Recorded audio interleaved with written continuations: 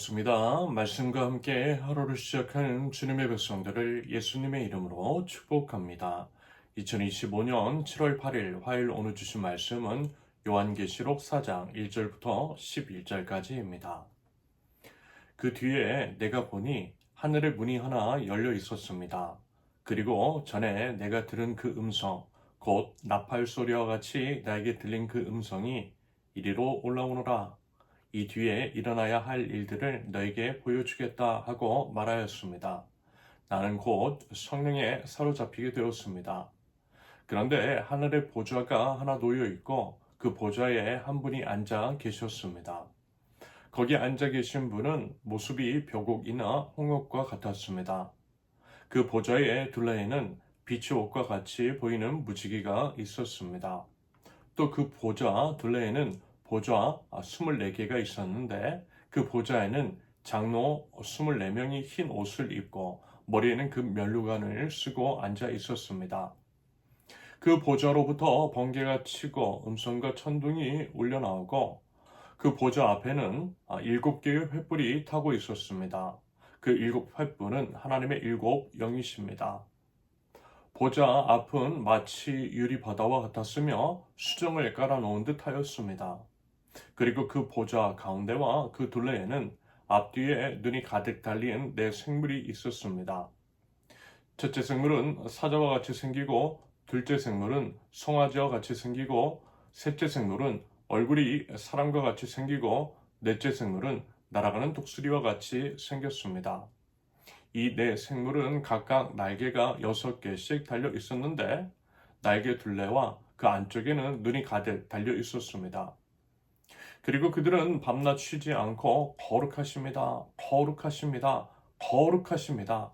전능하신 분 주 하나님, 전에도 계셨으며 지금도 계시며 또 장차 오실 분이십니다 하고 외치고 있었습니다. 영원 무궁하도록 살아계셔서 그 보좌에 앉아 계신 분께 그 생물들이 영광과 존귀와 감사를 드리고 있을 때에 24 장로는 그 보좌에 앉아 계신 분 앞에 엎드려서 영원 무궁하도록 살아계신 분께 경배드리고 자기들의 면류관을 벗어서 보좌 앞에 내놓으면서 우리 주님이시만 하나님, 주님은 영광과 존귀와 권능을 받으시기에 합당하신 분이십니다. 주님께서 만물을 창조하셨으며 만물은 주님의 뜻을 따라 생겨났고 또 창조되었기 때문입니다 하고 외쳤습니다. 아멘. 온 우주의 왕이신 여호와 하나님을 찬양합니다. 하나님께서 온 만물을 만드신 목적, 저와 여러분 그리고 이제 우리 모든 인간과 온 우주 가운데 존재하는 모든 것들은 단 한 가지의 목적을 위해 창조된 피조물입니다.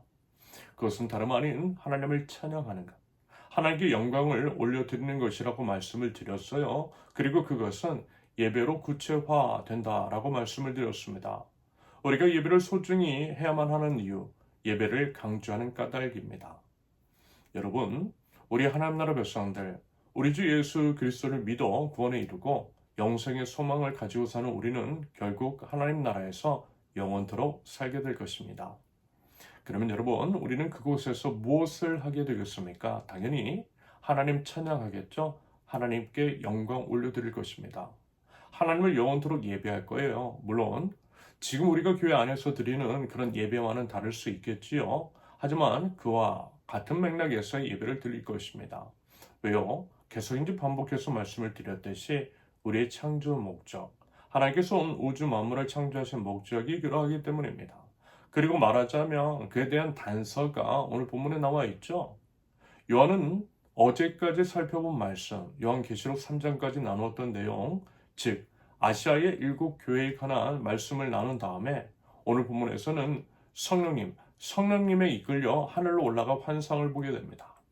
본문 1절을 보면요, 하늘에 문이 하나 열려 있었고 주님께서 올라오라고 하셨답니다. 그러면서 이어지는 내용은 하늘, 즉 하나님 나라에 관한 것입니다. 하나님께서 보좌에 앉아 계시고 그 주변에 장로 24명이 그 둘레의 보좌에 앉아 있었다라고 합니다. 그러면서 하나님과 장로들, 그 이제 보좌의 주변에 있는 여러 가지 것들에 대해서 묘사하고 있어요. 참으로 놀라운 광경이고요. 사실 이제 믿겨지지 않는 그런 모습입니다. 참고로 여러분, 우리가 이제 요한계시록을 나눌 때에 유념해야 할 것이 하나 있습니다. 그것은요, 우리가 이제 텍스트로 된 요한계시록을 살펴보실 때 최대한 우리가 가진 상상력을 동원해 보시라는 것입니다. 말하자면 이제 방금 말씀드린 것과 같은 요한의 하나님과 하나님 나라에 대한 묘사, 그것은요, 이미지를 텍스트로 전달하고 있는 거죠. 그런다라고 할 때 우리는 텍스트를 통해 본래의 이미지를 상상할 줄 알아야 한다라는 거예요. 텍스트를 통해 상상하시면서 머릿속으로 한번 그림을 그려보시라는 것입니다. 그럴 때에 요한계시록에서 말씀하고 있는 풍성한 것들을 맛보아 알 수가 있을 것입니다.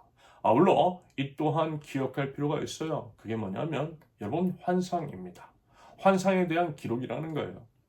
요한계시록을 처음 나눌 때에 비유와 상징으로 이루어진 책이라고 했어요. 그러므로 본문에서 묘사하고 있는 것들을 그저 문자적으로만 해석할 필요는 없는 것이겠죠. 다시 말해서 꼭 본문에서 묘사되어 있는 것처럼 되어 있다라고 단정 지을 필요는 없다라는 것입니다. 게다가 우리의 인식과 표현의 한계를 인정해야만 합니다. 어떻게 여러분이 꽃 있잖아요. 꽃의 아름다움을 우리 이제 한정된 언어로 온전히 묘사할 수가 있겠느냐라는 것입니다. 결국 본문을 통해 우리는 과연 저자를 통해 우리 하나님께서 우리에게 무엇을 말씀하시고자 하는가, 말하자면 그것들을 찾아내고 우리의 삶에 적용시키는 것이 바른 독해법일 것입니다.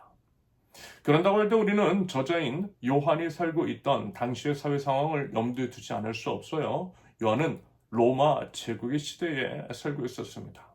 로마 제국은요, 로마의 황제가 다스리는 나라였어요. 로마는 글쎄요, 지금으로 말하면 미국에 견줄 수 있을 것이고요, 로마 황제는 미국 대통령에 견줄 수 있을 것입니다. 하지만 로마와 로마 황제는 지금의 미국 그리고 미 대통령과는 비교가 되지 않을 만큼의 막강한 힘과 권력과 부유를 그 당시에 이제 소유하고 있었습니다. 우리가 이제 상상하는 것 그 이상이라는 거예요. 게다가 로마 황제는 마치 신처럼 여겨졌어요. 온 백성들에게 있어서 숭배의 대상이었습니다. 그런데 그와 같은 상황, 로마 제국의 통치 하에서 하나님의 나라를 보여주셨고 그에 대한 환상을 요한이 이야기하고 있더라는 것입니다. 그러면서 그 묘사가 어때요? 형언할 수 없을 만큼 엄청난 것이었어요. 감히 인간 왕 그리고 인간이 만든 것들과는 비교가 되지 않을 정도로 엄청난 위엄과 극강의 아름다움으로 묘사되고 있다라는 것입니다. 그러면 여러분, 이 의미가 과연 무엇이겠느냐라는 것입니다. 당연히 인간 황제가 아니라 진정한 왕이신 하나님 앞에 엎드리고 이 땅에서가 아니라 영원한 하나님의 나라를 기대하라는 의미인 것이겠죠. 하나님 나라에 비하면 그 모든 것들은 보잘것없다라는 거예요. 결국 그 모든 것들은 사라질 것이라는 것입니다. 영원을 위해서 영원하지 않은 것들을 포기하라는 의도가 그 안에 깔려 있는 것으로 해석할 수 있을 것 같아요. 진정한 예배의 대상은 누구요? 온 우주의 왕이신 하나님 한 분뿐이라는 것입니다. 그리고 그 믿음이 있는 하나님의 백성으로서 진정한 왕이신 우리 하나님을 예배하고 영원한 하나님 나라를 기대하며 온 열방 가운데 왕이신 하나님의 위엄과 영원한 하나님의 나라를 선포하는 것, 그것이 우리의 마땅한 책무라는 그런 의미일 것입니다. 모든 영광과 찬양과 존귀 오직 하나님께, 물이 바다를 덮은 같이 여호와 하나님을 찬양하는 소리가 온 열방을 뒤덮도록 하는 것. 여러분 부디 그 믿음과 소망으로 하나님의 나라를 기대하며 나가는 저와 여러분들이 있을 수 있기를 바랍니다. 아울러 본문 8절과 11절처럼 앞서 말씀을 드렸듯이 우리 결국 해야 할 모든 것, 영원토록 힘써 하나님을 찬양하는 것이 우리의 마땅한 책무임을 알아 더욱 힘써서 우리 모든 삶을 통하여서 전심과 진심으로 우리 하나님을 찬양하는 하나님 나라의 백성들 모두 되실 수 있기를 예수님의 이름으로 축원합니다. 함께 기도합니다. 거룩하신 여호와 하나님을 찬양합니다. 우리 주님이신 하나님은 영광과 존귀와 권능을 받으시기에 합당하신 분이십니다. 모든 만물을 창조하신 우리 주님, 하나님을 찬양하라고 창조하신 모든 피조물들이 힘껏 소리 높여 전심과 진심으로 찬양하게 하시며 그들을 위해서 쓰임을 받는 저희들, 입술과 삶으로 힘써 하나님을 찬양하는 하나님 나라의 백성들 저희 될 수 있도록 주님 죄를 사용하여 주시고 주님 홀로 영광받아 주시옵소서. 예수님의 이름으로 기도합니다. 아멘. 하나님께서 오늘 주신 말씀과 각자의 기도 제목을 놓고 우리 잠시 기도합니다.